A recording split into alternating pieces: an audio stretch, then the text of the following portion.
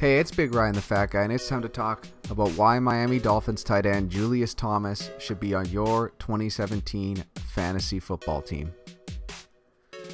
Going into the 2017 fantasy draft, Julius Thomas is currently ranked 159th by the experts on fantasypros.com. Julius is listed as the 20th tight end with a high ranking of 116 and a low ranking of 217. With any player in the draft, there are positives and negatives into why they should or should not be drafted. Let's start with why Miami Dolphins tight end Julius Thomas should not be drafted. 1. His injury history. Julius Thomas is entering into his 7th season in the NFL, and he is yet to play in all 16 games in a season. His first 2 seasons were large learning curves with limited snaps. His 3rd and 4th seasons, also his most successful, he was able to play 27 out of 32 regular season games. His last 2 seasons in Jacksonville, he managed to play in only 21 of his 32 games. On April 22nd of this offseason, Thomas is on the record claiming that this is probably the best he's ever felt. So monitoring his health over the entire training camp and preseason will be key in my final decision to draft him. 2. Miami's organizational hype. Coach Adam Gase, offensive coordinator Clyde Christensen, and fellow teammates have all reiterated the importance of Julius in this year's offense. Clyde Christensen has even been on the record twice claiming Julius will put up 10 to 12 touchdowns this year. The hype is nice, but we draft for actual results, not the promise of potential. I will say, though, this is not out of the realm of possibilities for Julius Thomas. He has done it before, but it really does go back to how healthy he is and how healthy he can stay for 2017. The third and final reason that haunts me is Ryan Tannehill. Because while playing in Adam Gase's productive offensive system in 2013 and 2014, one nice benefit was playing with one of the greatest quarterbacks to ever play, and that's Peyton Manning. What I especially like from the touchdown clips in this video is the mismatches Gase and Manning were able to create on the field for Julius to take advantage of, especially in the red zone.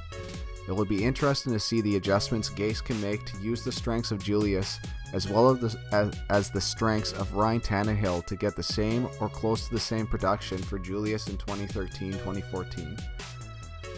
Now to jump into the positives into why you should draft Julius Thomas in 2017.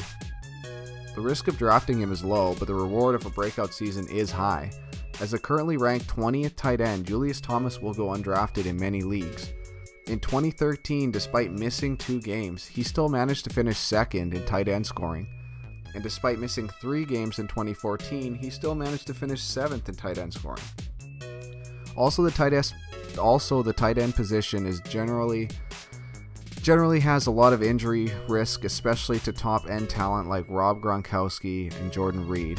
Why not use your last pick on Thomas and solidify your team with healthy players early in the draft and use your late picks on boom-bust players to put you over the top?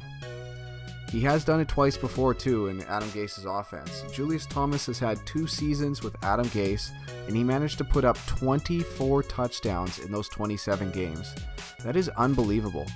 If that's a stat he could replicate again, he could possibly be the #1 tight end in fantasy. Watching footage of Thomas in Gase's offense is beautiful because he finds ways to put Thomas in favorable mismatches, whether it be with Thomas's athleticism or his sheer size advantage over linebackers and safeties. What I really like about Thomas in this offense is he's the clear favorite for red zone targets. The Dolphins' offensive focal point has shifted to running back J.J. after he exploded for a few big games last year. Opposing teams will be keying in on stopping Ajayi, which will open up play action and red zone opportunities for Thomas. Thomas is the only true red zone threat in that offense. Jarvis Landry is a terrific player, but his strengths are not suited in the red zone. Kenny Stills is almost exclusively a deep threat.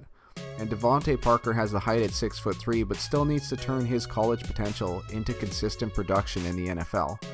And at the tight end position, Thomas will dominate targets over inline tight ends like Anthony Fasano and fullback type Marquise Gray.